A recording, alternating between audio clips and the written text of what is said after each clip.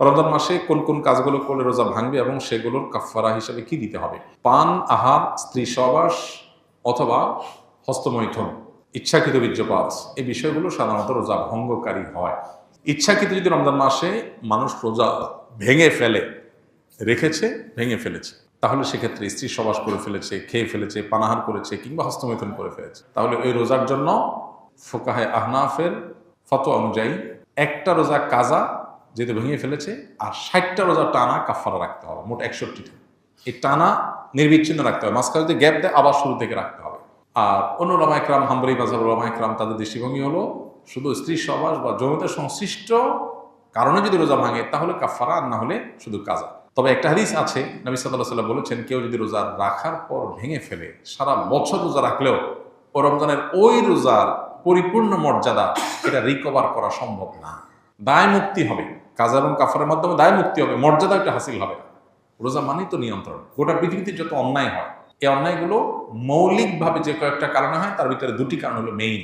একটা হলো মানুষের ক্ষুণ্ণ বৃত্তির জন্য, আর একটা যৌন বৃত্তির জন্য। একটা হলো মানুষের যৌন চাহিদা পূরণ করার জন্য, একটা হলো পেটের চাহিদা পূরণ করার জন্য মানুষ যত অন্যায় করে। এই জন্য রমজান এই দুইটাকে নিয়ন্ত্রণ করতে বলছে, পানাহার এবং যৌনতা। এগুলো যদি নিয়ন্ত্রণ করার ট্রেনিং নেয় মানুষ, তাহলে যেখানে সেখানে এগুলোর জন্য সে নিজের আদর্শ বিকিয়ে দিবে না। তো এই চেষ্টাটা আমাদের সর্বোচ্চ পর্যায়ে করা উচিত।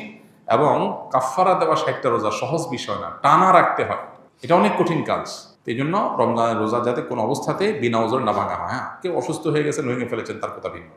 আমার একটি নবজাতক শিশু রয়েছে, আমি কি রোজা রেখে তাকে খাওয়াতে পারবো, বা রোজা না রাখলে কি সমস্যা হবে?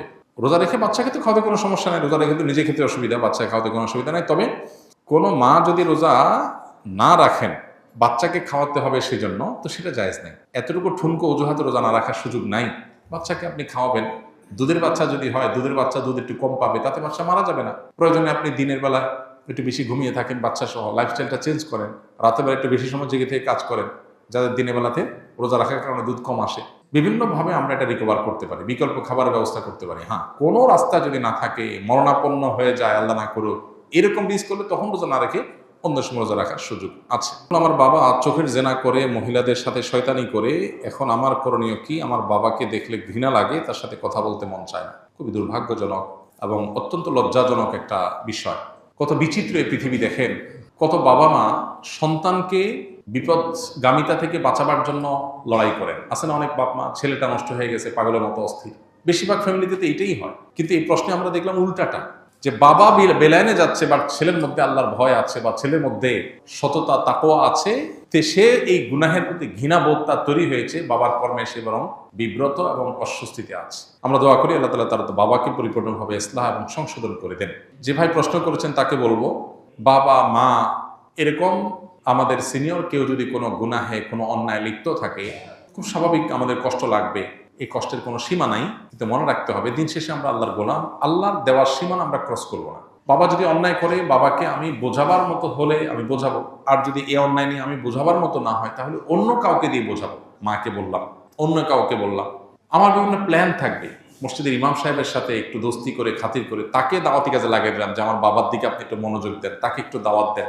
যারা এলাকাতে দাওয়াতি কাজ করেন, বিভিন্ন ইসলামিক অর্গানাইজেশন, মুভমেন্ট, দাওয়াতি কাজের সাথে আছেন, তাদেরকে ধরাই দেন, তারা যেন আপনার বাপকে টার্গেট করে দাওয়াতি কাজ করে তাকে যেন ইসলাহের উদ্যোগ নেয়। আপনি বিভিন্ন প্ল্যান করেন, আর সেই সাথে চোখের পানি ফেলেন। মনে রাখবেন, আবু হুরায়রা রাদিয়াল্লাহু তাআলা আনহুর চোখের পানি তার মায়ের হেদায়েতের কারণ হয়েছিল। যাই না আমরা নবীজির কাছে এসে বলছেন, ইয়া রাসূলুল্লাহ একটু দোয়া করেন আমার মায়ের জন্য, আমার মা ইসলাম গ্রহণ করে নাই এখনো, আমাকে প্রচুর মারধর করে, আমি মুসলমান হয়েছি সেজন্য। নবী সাল্লাল্লাহু আলাইহি ওয়াসাল্লাম দোয়া করে দিয়েছেন, আল্লাহ আবু হুরায়রার মাকে তুমি হেদায়েত দাও। বাসা যায় দেখে মা ইসলাম গ্রহণ করার জন্য প্রস্তুত। এই জন্য দোয়ার প্রতি ইয়াকিন থাকতে হবে। নবী সাল্লাল্লাহু আলাইহি ওয়াসাল্লাম বলেছেন, আল্লাহর কাছে দোয়া করবা ইয়াকিন নিয়ে, যে আমার দোয়ায় কাজ হবে। দোদুল্যমনা, সংশয় নিয়ে হবে কি হবে না সে ধরনের মানসিকতা নিয়ে দোয়া করলে দোয়া কবুল হবে না। এই জন্য আপনার বাবার জন্য আপনি দোয়া করেন, অন্যদেরকে দিয়ে বোঝান, খবরদার আপনি নিজে তার সাথে ব্যবহার খারাপ করতে যাবেন না। এটা খুব অ্যাসিড টেস্ট, অগ্নি পরীক্ষা, যে বাপ উল্টাপাল্টা করবে, আবার কিছু বলাও যাবে না বাপ সেদিন শেষে। তো এই পরীক্ষা আপনাকে জিততে হবে। আমরা দোয়া করি আল্লাহ তাআলা আপনার বাবা হেদায়েত নসিব করুন। চেষ্টার পরও যদি তিনি তার পথ থেকে ফিরে না আসে, তাহলে সেক্ষেত্রে আপনি সন্তান হিসেবে যতটুকু সম্ভব তাকে আপনি যতটুকু বলতে পারেন, কিন্তু সেটা যেন সীমানা ছাড়িয়ে না যায় লক্ষ্য রাখতে হবে। কেউ রমজান পেল কিন্তু গুনাহ মাফ করাতে পারলো না, তার জন্য ধ্বংসের বদদোয়া করেছেন জিবরিল।